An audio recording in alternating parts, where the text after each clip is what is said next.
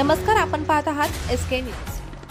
कराड शहराला एक ऐतिहासिक परंपरा आहे। सुंदर, संपन्न व चारित्र्यशील कराड अशी एक ओळख आहे। पण या कराड शहराच्या सुंदर प्रतिमेला तडा जाईल, कलंक लागेल अशी प्रकरणे कराड शहरात गेल्या काही दिवसात घटना घडल्या होत्या।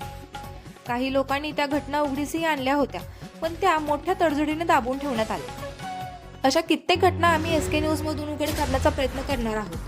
गेल्या वर्षी सोमवार पेठेसारख्या अत्यंत सुशिक्षित भागात एक मोठा सेक्स रॅकेट काही जागरूक नागरिकांनी उघडीस आणला होता। त्यात एक मोठा सरकारी अधिकारी सापडला होता, पण ते मोठ्या शिताफीने दाबण्यात आले। अन्यथा यातून एक मोठं सेक्स रॅकेट उघड झालं असतं, पण तसं झालंच नाही। सोमवार पेठेत पाण्याच्या टाकीजवळ हाकेच्या अंतरावर शनिवार पेठेतल्या एका इसमाने फ्लॅट विकत घेतला होता। त्याची मोठमोठ्या सरकारी अधिकाऱ्यांचा संपर्क होता। त्या फ्लॅटमध्ये अधिकारी व इतर मोठ्या लोकांचा सतत वावर होऊ लागला। त्याचबरोबर काही महिलाही त्या फ्लॅटमध्ये येऊ लागल्या। दररोज वेगवेगळे इसम व वेगवेगळ्या महिलांचा वावर होऊ लागल्यामुळे आसपासच्या नागरिकांना संशय येऊ लागला।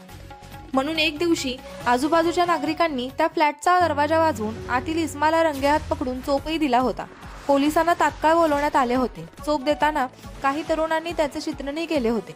पोलीस आल्यावर त्या इसमाला नागरिकांनी पोलिसांच्या ताब्यात दिले होते, पण त्या इसमाचे व पोलिसांचे काही बोलणे झाले व चक्रे उलटे फिरली। नागरिकांनाच दम देण्यात आले। चित्रण केलेल्या तरुणांकडून मोबाईल घेऊन ते चित्रण डिलीट करण्यात आले। त्या इसमाला पोलीस घेऊन गेले, पण काही घडलेच नाही। पोलीस ठाण्यात साधी तक्रारही दाखल झाली नव्हती। पोलिसांनी मनावर घेतले असते तर पश्चिम महाराष्ट्रातील एक मोठे सेक्स रॅकेट उघडीस आले असते, पण तसे घडले नाही। उलट ते चालवणाऱ्या इसमाचे मनोधैर्य वाढले व ते रॅकेट पुन्हा मोठ्या दिमाखाने चालू झाले। हा इसम तुकाची नीती वापरतो अशी चर्चा संबंध कराड शहरात चालू होती व अजूनही चालू आहे। नवीन वरिष्ठ पोलीस निरीक्षक ही तुकाची नीती मोडून आपली नीती त्याला दाखवणार का, हा मोठा प्रश्न आहे।